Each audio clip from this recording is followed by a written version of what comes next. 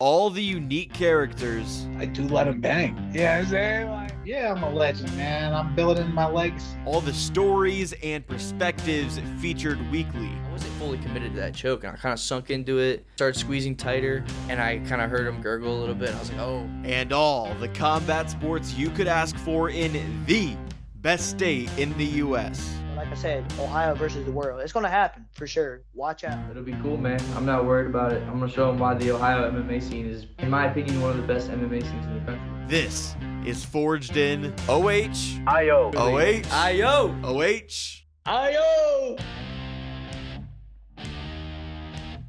Hello, everyone, and welcome to episode 106 of Forged in Ohio. My name is Jake Murren, and I'm the host of the podcast. And man, am I excited about this episode because today's guest gives me the opportunity to talk to a one-of-a-kind figure in Ohio MMA, and there are several reasons why I say that. First, he's the most credentialed Brazilian Jiu-Jitsu practitioner to ever join the show. He won the 2023 Nogi Pan American Championship. He's won open championships all over the country, and he's ranked as a top 100 pound-for-pound black belt in the world. And that's just to name a few of his accomplishments.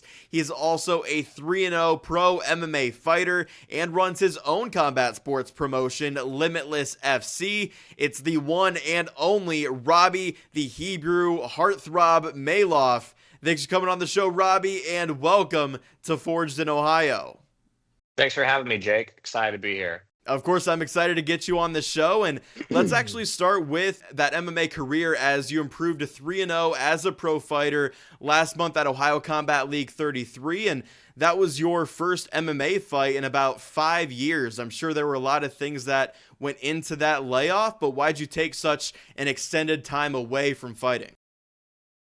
Well, the short answer is it's really COVID.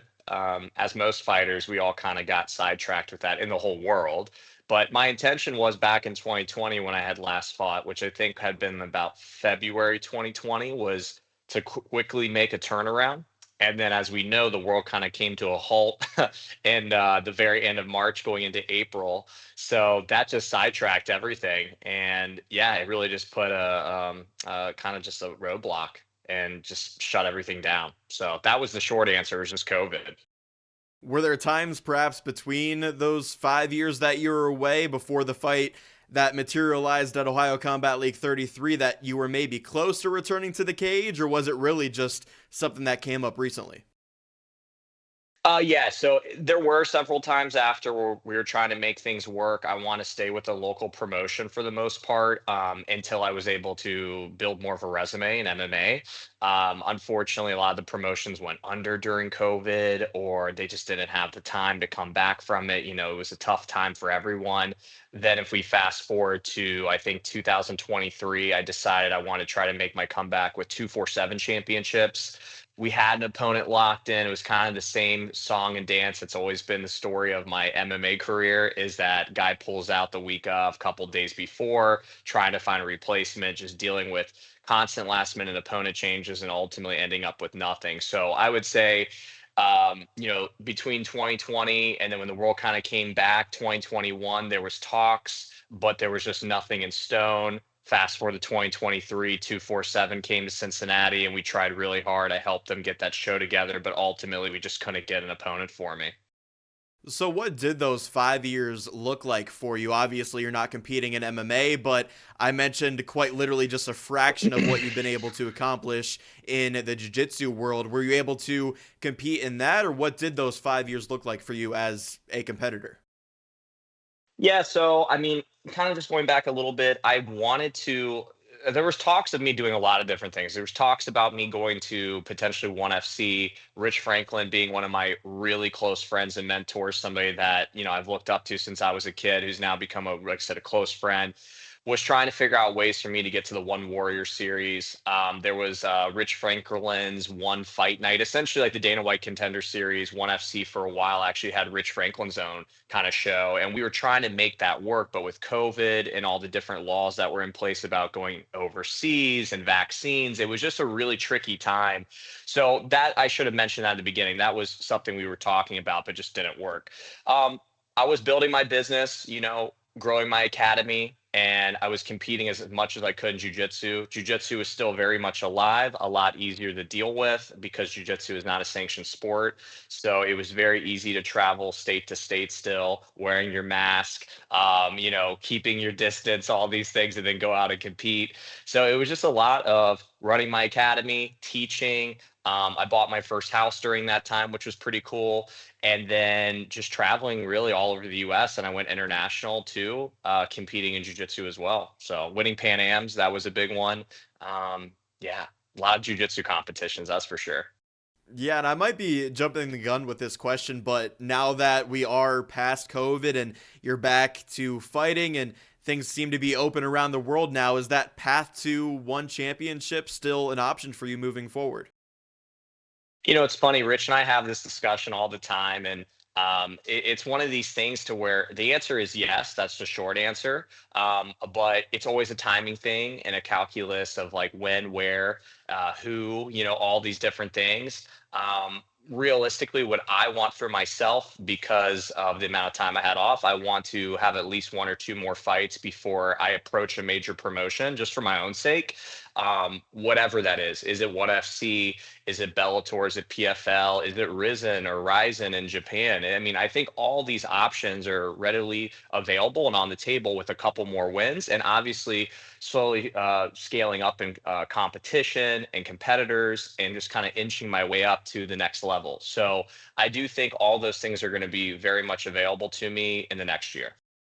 There was about a 3-month span this year from September to November when you actually did fight that you had some canceled fights, including one for your own promotion, which we'll get to later. But was it a difficult process of trying to actually make that long awaited return to the cage? Yeah, absolutely. I tried to fight for, oh man, I just forgot the name of it, the show in Ohio. Oh man, yeah. So, as we mentioned, 2023, I tried to fight. Coming back to 2024, same timeline in the summer. I'm totally drawing a blank. Do you know the promotion in Ohio that we're talking about? I was supposed to fight Nathan Mitchell. I Can you think of don't that name? I don't know, Oh, I feel no. so bad. The guy who runs the show is super nice. I feel so bad. Well, sorry about that. But yeah, Mm. I decided I wanted, again, do another fight, got ready for the camp. Same exact story. Get to the week of, the guy says that he hurt his shoulder or something, and boom, falls out of the fight, said he sprained his shoulder. And it was another one that's just blows that just sucked. Fast forward to my promotion as well. I wanted to put on my own MMA show, my first fully sanctioned one, Limitless FC, which I think is going to be one of the coolest MMA promotions in this part of the Midwest.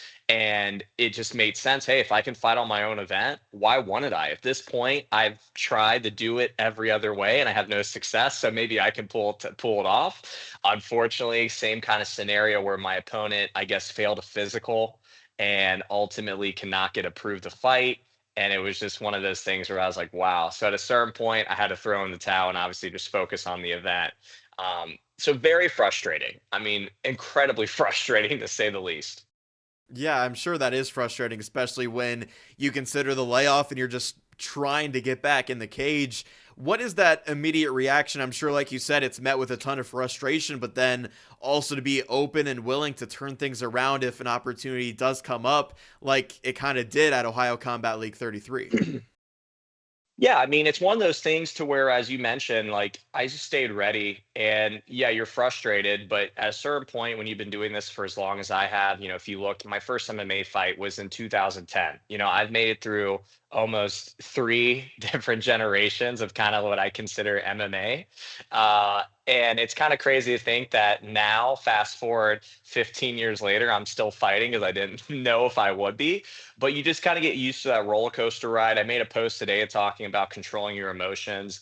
And once you become a seasoned competitor, athlete, and you've been doing something for so long, and it really just goes across the board in all things in life, you just kind of understand how to ride that wave. So for me, I just told myself, okay, I'm not going to let myself go into the dumps and feel sad for myself. I'll just continue on. I got a good life. And if something pops up, it pops up. If it's meant to be, it's meant to be. If not, I'm in this kind of win-win situation where if I never fought again, my life is great. If I fight again, my life is great. And that was a great spot. So I'm in Florida for my birthday, my 33rd birthday, right after the Limitless FC show. Went to Florida. I have a place down there. I get a call while I'm quite literally on the boat, and or a text, I should say, call. I got a text. Hey, we have a fight for you. And I'm really enjoying myself, and I'm looking at my friend Tyler Ray, who's there, and I'm kind of like, I think I have a fight. So long story short, I get back home. We go back and forth a little bit, and come Thursday night, the week of the show, we sign our contracts, and I couldn't believe it. The guy showed up to weigh-ins. We had a fight, and the rest is history. So. Yeah, I know you have a ton of experience competing on big stages, but when it comes to your return to MMA, it was your first time fighting in about 5 years, and it was on such short notice, signing the contracts on the Thursday night before the fight. So what was your mindset like going into the cage that Saturday night? It just felt way overdue. It was kind of funny. I was really nervous, to be honest. Good nerves, preparing to fight Nathan Mitchell. Not even because of him, just because that fight I hadn't fought in so long, and I was going through the exercises again of reminding myself, going to the cage. Well, then fast forward, it was like I had one, two, three, maybe 3 to 4 opponents in between Nathan and actually fighting Jamie that didn't happen. That my brain had already gone through that exercise so many times, up, down, that come the day of the fight, I couldn't even believe it was happening. Like, it didn't feel real. And my emotional world was pretty controlled, pretty chill. Of course, there were still butterflies, but it just felt right. It just felt like this is what's supposed to happen. It felt very natural. I felt the most at peace, the most just okay with the situation than I ever had for really any competition. Again, I had just gone through these exercises of running my own show. I'm going to fight. I'm not going to fight. And it just felt like, here we go. This is it. Let's take care of business. Looking back at it, are you kind of surprised that you felt that way and were so level-headed given the layoff, the short notice, everything that went into your return to MMA? I'm sure that would have gotten to a lot of people in that situation, but for you, you were even-keeled and went right in there and took care of business. Yeah, I think if I hadn't been in training camp for so long and gone through like this exercise, I'm fighting, like I had probably two times back to back in a short period of time, 2 windows where it was like I had 2 legit training camps in the week of both, where I'm having my mind like laser focused, feeling those butterflies. I'm going to fight. The fight dropped. So I already had gone through that. I think my brain, I tricked myself, but also because of what happened, my brain was like, well, we're not going to put you through this again because we both know this isn't going to happen. So it was almost like a fantasy that you're playing through your head, like trying to convince yourself it's going to happen. So when it finally happened, I don't know. I don't know if I was surprised or it just how it turned out. It's just how it worked out. I just was in a really good headspace, and that made for a good performance. Yeah, it was a good performance. You won in very impressive fashion, the finish coming 46 seconds into the fight. Is that the result that you expected in the return in your third pro fight? I think so. I mean, obviously, I wish the fight went a little longer, but my goal for that fight was really simple. I want to work on my striking. I had no desire to grapple in that fight. I wanted to win by a TKO or a knockout. Again, I wish it would have lasted a little bit longer. But yeah, I mean, the outcome is what I expected. Maybe just a little longer, like I said. But the funny part about this fight is when I landed the front kick to the liver, I didn't even realize I had landed it. So when Jamie fell, I was confused. I almost thought it was like a phantom shot, which would have pissed me off. I wouldn't have been happy about that. And so when he kind of went down, I kind of was like, wait, what? Is he just giving up? And then the ref kind of like halfway is hovering over him. I'm a little confused. He seems a little confused. So then I run in, I knee him. I hit him a couple times really hard on the side of the body and once in the head. And the fight gets stopped. But that whole conclusion was weird. So the ref never waves the fight off. I don't get excited because I'm confused. My crowd is confused. I'm kind of just like, okay, I guess I won. So the energy was so anticlimactic that it was just weird. And then I didn't realize what happened until I got back to the locker room or the changing room. And my coaches were like, hey, you hit him with a front kick. Because I was actually like, I think he just dropped. Oh, and again, which would not be okay with me, would not be acceptable. I'd be very upset. So we rewatched the tape. And when I saw the front kick I land, I was like, oh shit, that's some ninja shit right there. I was very happy because that's a move that I do very well. It's actually one of my little sneaky tricks where I literally throw a front kick, almost like a spear kick instead of a push kick. And I throw it almost like a jab and it hits you right in the belly button, which really centers you right to the liver and all the organs and it shuts you down. So I was very pleased after the fight with the result. I have to ask about something before the fight too. That walkout was very entertaining to say the least. I know you've used that astronaut helmet in the past, but that coupled with all of the lights and the gi you were wearing, can you tell me more about how this walkout came together? Yeah, I just want to have fun. I always tell people the day I'm not having fun competing in mixed martial arts or jujitsu or anything is the day I just stop doing it. So for me, the helmet's always been a fun gimmick that a friend of mine who is an artist down in South Florida has done a lot of art with astronaut helmets. Close friend I've known for like almost 10 years. She made me a couple really cool, unique pieces that have the helmet and my gi and some other stuff. And so it just became kind of a gimmicky joke. And over the course of the last 4 or 5 years, when I'm doing a competition, a jujitsu thing, or a party, you'll see me every once in a while running around with a helmet on. So I figured, how can I tie the two together? If you notice very closely in the details, the gi I was wearing had hearts all over it. It was an albino and Prado gi, a very cool gi, and very fitting because my nickname is the Hebrew Heartthrob. So I put together the astronaut helmet, the gi with the hearts on, and then I just enjoyed the moment. I just kind of tied it all together, and I think OCL enjoyed that.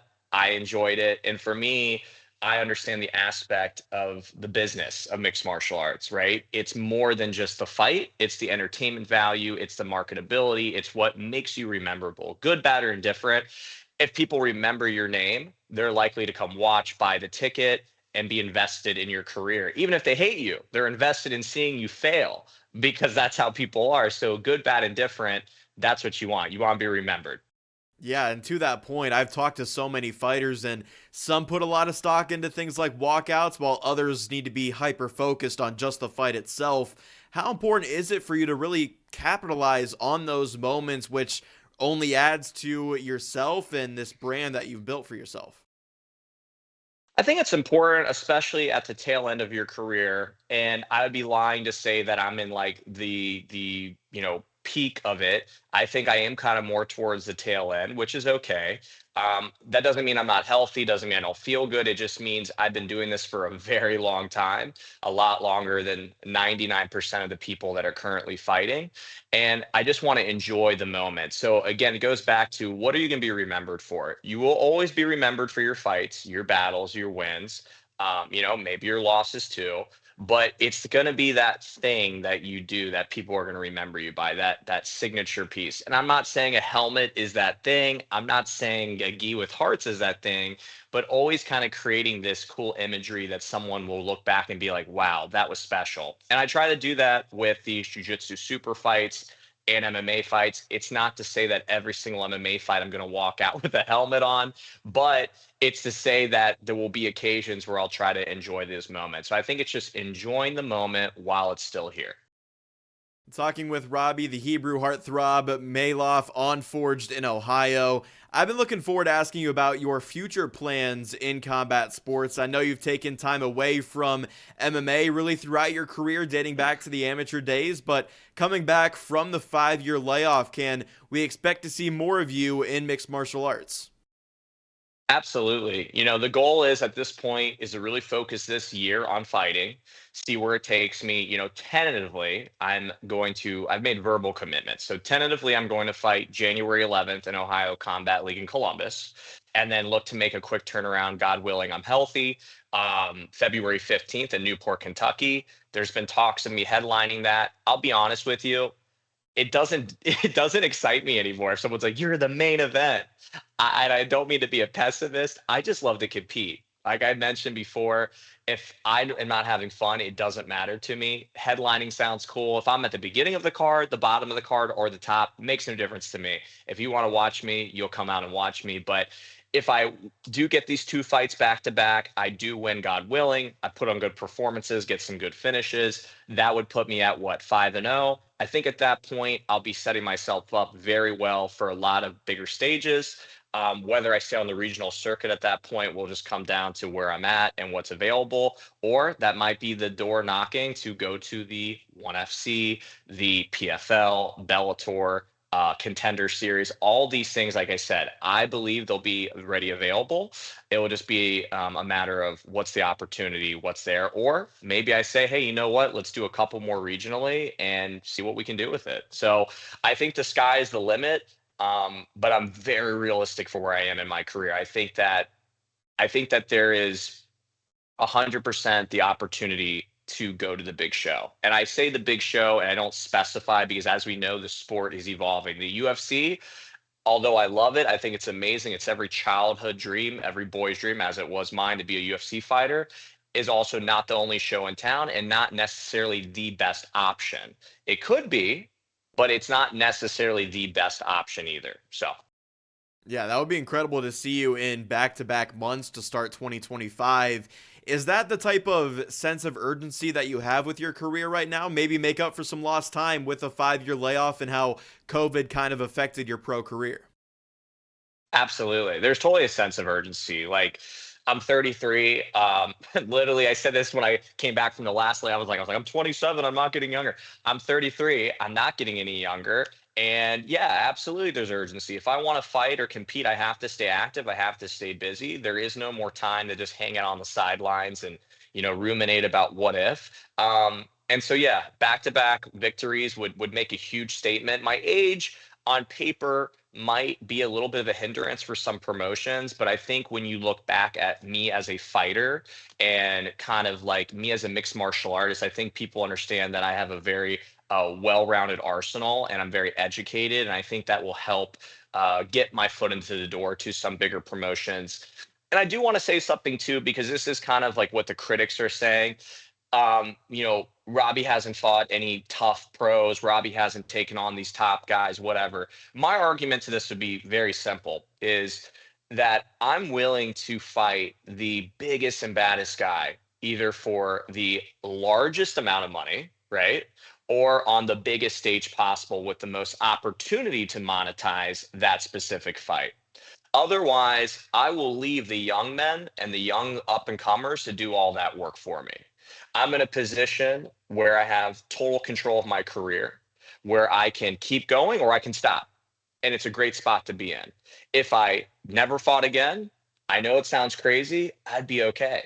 If I kept going and made it to the UFC, I'd be okay. But I'm in a position where I'm going to do it on my terms and the way I want to do it. Having total control of your career is the best feeling. It's the most freeing feeling, and it's the most enlightening place to be in your life. And I know what it's like to be some of these other young up and coming guys that don't have that. And I feel for them, right? But that comes with experience, father time, and really just seniority, being able to have these relationships that you built with all these promoters. So I know that was a little bit of a rant, but I just want people to know that I'm willing to step up in opposition and competition, which is what's going to happen for these next couple fights. The opponents are going to get tougher, but the fights that people are like, I want to see him in there, a dog fight, a fight another undefeated. Absolutely. But it's not going to happen on a regional show unless that regional show can come up with the kind of money that a big show can come up with, right? It's just not. So that's the reality. Yeah, and I think that approach makes a lot of sense. And another thing to maybe add to that, it's like you're 3-0 in your pro career. Not a lot of 3-0 guys fight elite competition on the local scene. A lot of it is guys that, you're just trying to get your feet wet in mixed martial arts and get that much needed experience in cage time. Unfortunately for you, all your fights have ended in the first round. But again, it's like you're just starting your pro career, and those tougher challenges are probably going to be more down the line. And to your point, I think people need to be okay with that, if that makes sense. They do, and that is a good point. Every fight I've had, even though I've been doing mixed martial arts for so long, people have to remember I've only had 9 MMA fights over the course of 15 years. And I think when it comes from, I think there'll always be people that'll be critics, right? But people hold me to a very high standard, and that I appreciate. I get where people are coming from. They're like, you should be doing this, this, and this. But they have to remember that I can't just snap my fingers and be like, I'm a UFC fighter. That's not how this works. I don't get to make that decision. I have to still go through the same system and same course that all these other guys do. And to your point, if you look back historically at any legitimate fighter, their first 3 to 5 fights were against guys that were not very good. I mean, it's kind of just the right system that builds you up and sets you up for success. And I think the guys that are the most upset are the guys that got the wrong card dealt to them, that unfortunately had to start off with the tougher fights, and maybe they're already on that skid, or maybe they're not going to make it, unfortunately. And those are the guys that are the most upset. It's just the truth. If you do things right, you fight the toughest fights as amateurs, which I did for my time and generation. I actually fought very tough opposition as amateurs.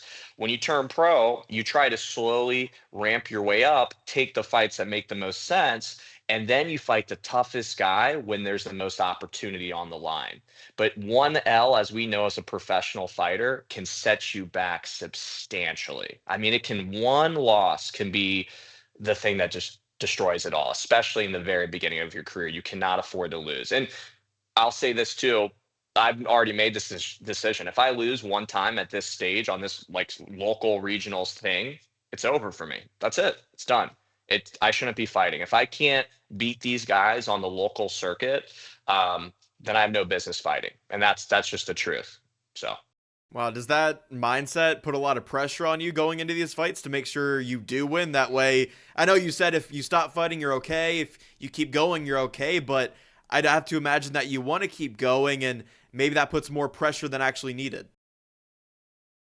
No, it really doesn't. In a weird way, it doesn't. I think the pressure would come if that big opportunity came and now I have to really step up in opposition.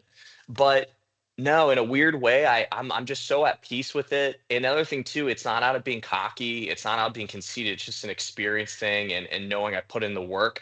I know that skill set wise, my mixed martial arts game and fight IQ is going to be better than 99% of the local fighters, the guys that have the same pedigree on paper as me with the same amount of fights. Sure, there might be a younger, more athletic, stronger guy, more explosive. But when it comes to being a true mixed martial artist, I just think I am the total package. And that comes from, again, experience, being in this sport and coming up with guys like Rich Franklin, Matt Brown, training rooms with Robbie Lawler, with all these top fighters. I mean, I can go on and on and on with all these different guys. I've seen all these shifts in the generation, and I've been able to evolve and kind of keep up, which is a blessing, right? It's truly a blessing to be able to do that. So no, not really any pressure, to be honest. Not really. Yeah, and I feel like you haven't really had to show much of your skills in jiu-jitsu in the cage yet. All of your wins have come in the first round. How dangerous does that make you that you really haven't shown much in your arsenal that we haven't really seen yet, and all 3 of those wins coming in the first round? Like, how good do you think you can be in mixed martial arts? I think it's all for me. It's a momentum thing and building confidence. I think the more wins I put together and the more momentum I build with the lack of layoff is going to really get me to showcase my full repertoire. I do my best when I'm in motion. Moving parts don't rust, and these little breaks and hiatuses are what create these weird like pivots and these long delays, which I'm not a fan of. And I think that the more active I can fight, the more you're going to see the full arsenal. So I still think even at 33 years old, with only 3 pro fights, 9 fights to my name. Oh, sorry, one's gonna get a call. 9 fights. Very back. 9 fights to my name. That the next 2, 3 fights, you're going to see something completely different. It's just exciting for me, really. I think people are going to be surprised with how well rounded I am. People will say Robby's a jiu-jitsu guy, but then they'll see me go out and kickbox and they'll forget about my jiu-jitsu, right? Or then they'll see Robby's a jiu-jitsu guy. He'll go out and submit a guy, but then they'll forget Robby has really good striking. Or they'll be like, Robby can't wrestle, but then he'll see a guy shoot on him and you'll be like, holy shit, an NCAA wrestler couldn't take Robby down. Again, I'm not the greatest of all time. I'm not indestructible. I'm not unbeatable. Anybody can be beat, but it's just the reality of the set of skills I have, and the set of skills I have are very good. Once again, this is Robby, the Hebrew Heartthrob at Malof, unforged in Ohio. So part of the reason why I called you such a one-of-a-kind guest in the intro is because you're also a promoter. You opened Limitless BJJ and Fitness in 2014, and now here you are running Limitless FC. What encouraged you to become a promoter and get into the combat sports business in a whole new way? Well, really, what we talked about too, being in the industry for so long, I've got to kind of go through two or three different generations. I think of like the teen, the 20s, and now the 30s, kind of being my three generations. If you kind of follow my drift, I've got to see the good, bad, and ugly of the MMA world. Even though I haven't had a ton of fights, I've been behind the scenes at UFC fights before. Like I said, I've cornered people in big shows. I've traveled all over the world competing in jiu-jitsu and coaching people. So for me, I want to give the fighters a couple things. I want to give the fighters the opportunity to compete in a fun, safe environment. I know it sounds silly for MMA, but I want them to enjoy it. I wanted to be an honest and transparent promoter and matchmaker. That's one thing that I felt like a lot of promoters don't do a good job of in matchmaking is this the lack of transparency. I want to communicate how I'm talking to you as if we're friends and help you understand, hey, here's what's available for you for a fight. You don't have to take it. You can if you want. It might be in your favor. It might not. It might be even, but it's one of these things where full transparency and full disclosure is how I run the LFC. You can ask any of the athletes that competed for me on our first actually fully sanctioned show, and they'll tell you in their experience that there was complete transparency between us. And what I said was going to happen is what happened. I didn't overshoot. I didn't undershoot. I gave them the product I promised to give them. I wanted to give the fans and the viewership the experience of getting to enjoy a show, but at the end of it, not wishing it was over, wishing there was more. We've been to MMA shows. By the end of them, you're just exhausted. You're sitting there in the crowd and you're like, man, I wish this thing was over. I wanted everyone leaving there that night wishing there was more fights.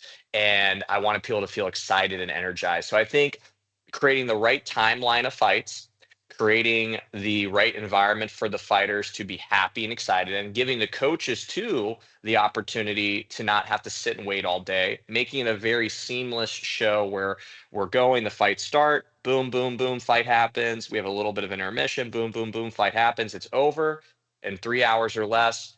Fighters are in and out, coaches are in and out, spectators are happy, and they can continue on with their night. Giving them a product that's very efficient, fast, and entertaining is really my goal, and transparency.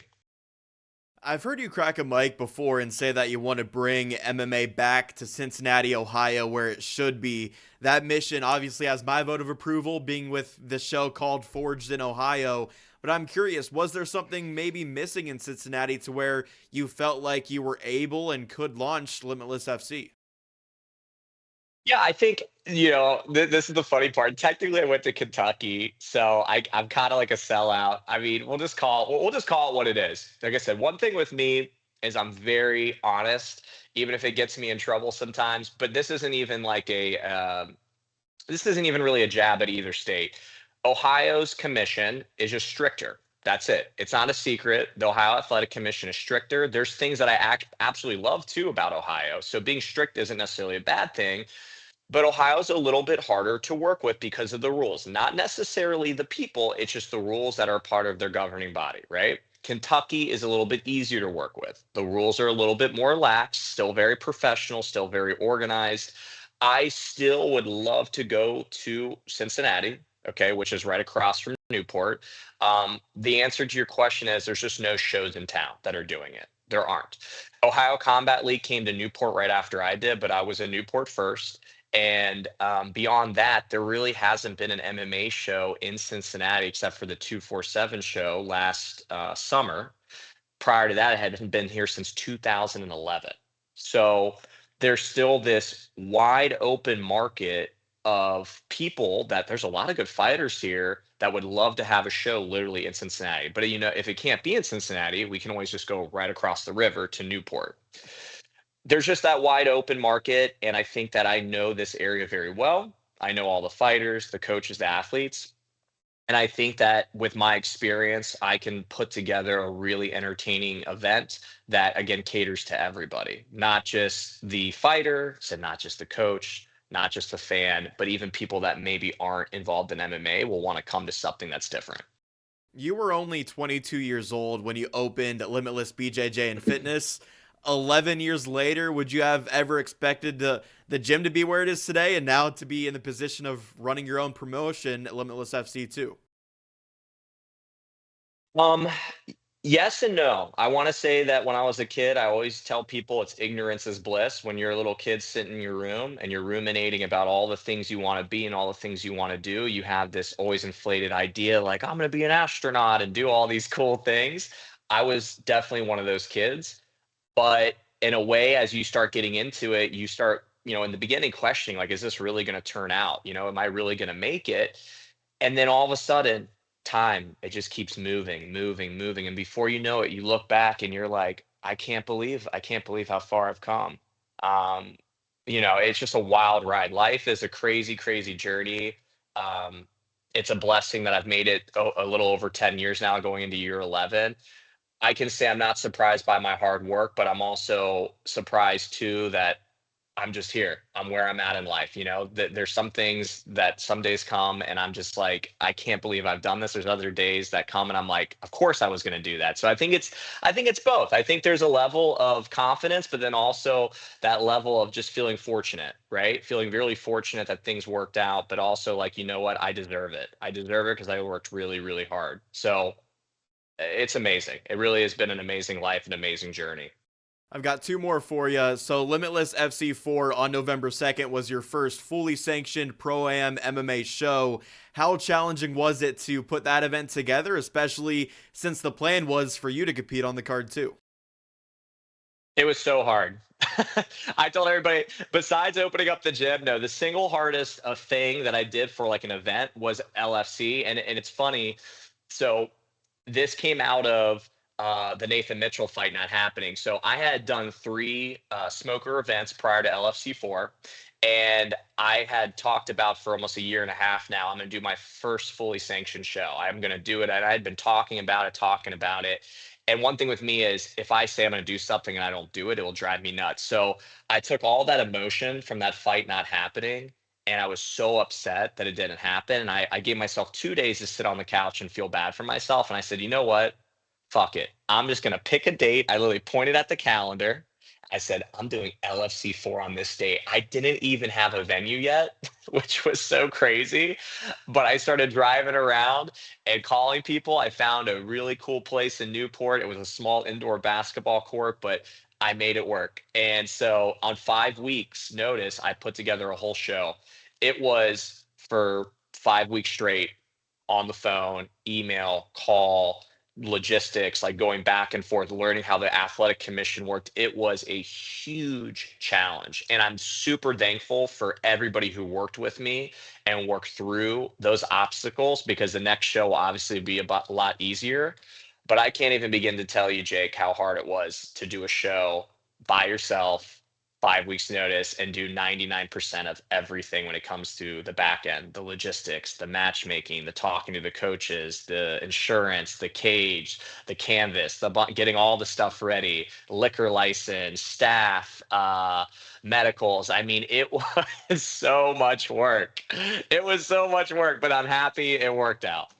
Yeah, and to your point, hopefully it's easier moving forward, and that's kind of the last thing I wanted to ask you about. What does 2025 look like for Limitless FC? So we're definitely going to do at least one show. The goal right now is April, and probably more, but I'm going to say 1 to 2 shows for 2025. Three might be overzealous, but it is still a hobby. As people know, I have my hand in a lot of things. I'm also in real estate school. I'm getting ready to take my state exam. So I'm going to become a realtor, not do the whole cheesy, like I sell houses, but be able to help people and sell on the side if I want to. I'm obviously still fighting MMA. I'm still competing in Jiu-Jitsu. I'm still an instructor. I'm still a coach. I still run Limitless BJJ. So 1 to 2 shows a year because I want them to be good shows. Right now we're targeting April, and I'm in negotiations with right now 2 venues that are really cool. One is in Ohio, and one is in Kentucky. There'll be more options, I'm sure, but if I was able to secure the Ohio venue, it would be spectacular. It would be the coolest MMA show that has, I don't want to say ever happened in the Midwest, but like for where it is and the historical part of it and how it would be like a one of a kind, never done before, especially for a small MMA show, it would be so badass. So I have my fingers crossed about this venue. If not, the Kentucky venue that I'm looking at would also be super cool. The aesthetic would be unreal. It would also have this one of a kind feel that's never been done before. And I'm all about being innovative and creative. So I have my fingers crossed, but April 2025 and beyond that, we'll just have to see. All right, well, I can't wait for that, and I can't wait to see you back in the cage, hopefully in January and February of next year as well. Before we wrap up, I just want to give you the opportunity to shout out any sponsors or thank anyone here at the back end of the show. You can take it away. Yeah, I appreciate it, Jake. Really, I just want to thank all my students, my team at Limitless BJJ and Fitness in Cincinnati, Ohio. That's where I train most of the time. 99% of the time I'm with my team, my students. I appreciate them too, putting up with the roller coaster rides of having a coach who's going through fight camp. Sometimes he's like to teach class, and just I appreciate my students because I love these guys. They are my team, my family. They're my everything. And they're what make things possible for me. I want to thank, obviously, my family for being supportive, my friends who support me throughout this a long career. And then, obviously, there's a lot of good people who have sponsored me and helped. But Doug Bosher with Evergreen Advisors, Inc. has been really my biggest supporter and sponsor for almost 10 years now. If it wasn't for Doug, I wouldn't have been able to travel the world competing in Jiu-Jitsu, going to Europe, going to Paris, competing in Israel, like traveling all over the U.S., winning these IBJJFs. He's always supported me as a sponsor, and I'm super thankful for him and everybody else who supports me. I just greatly appreciate everyone in the community, and I'm just looking forward to doing really cool things, not just for myself, but for everybody else in mixed martial arts coming this year. All right, well, thanks again, Robby, for joining the show. This was one of the more interesting chats I've had on Forged in Ohio. And one more thing before I get you out of here, I like to do the OHIO chant with all my guests to round out each episode. So if you can help me out here, OH. Oh, wait. I don't even know. No worries. This is bad. I'll explain it to you. Wait, Dana, walk me through it. It makes this funnier because I'm like the I tell people all the time, it's a joke with my friends. And when people talk about sports, we go, Robby, go sports, because I don't follow anything sport related. So I'm guessing this is a sports thing, right? Yeah, so it is a common sports Ohio chant. I say OH, you say IO. So it's very, very simple. Okay, let's try it again. All right, let's try it again. I'll start. OH. IO. There we go. Thank you, Robby. I appreciate the time. I'm thankful that you chose Forged in Ohio to tell your story, and I can't wait to see what 2025 has in store for yourself and Limitless FC. Thanks, Jake. I appreciate you. That was Robby, the Hebrew Heartthrob Malof, the 3-0 professional mixed martial artist, but he's, of course, a whole lot more than that. I mentioned only a fraction of his accomplishments in Brazilian Jiu-Jitsu at the top of the show, and I truly thought the conversation surrounding Limitless FC was fascinating. It's great to see how passionate Robby is about promoting here in Ohio, and it was also great to see him back in there himself last month for Ohio Combat League. There's no doubt that I'll be keeping an eye on Robby and Limitless FC in 2025, and I think you're crazy if you don't do the same after watching or listening to this episode. If you enjoyed this conversation with Robby, then I ask that you leave the video a like on YouTube and make sure you're subscribed to the channel. You can also download episodes on whatever podcast platform you're listening to help me out there. And if you want even more content, follow the show on both Instagram and Facebook. You can find us at Forged in Ohio. Thank you all for watching or tuning in. I've been your host, Jake Murren, and this was Forged in Ohio.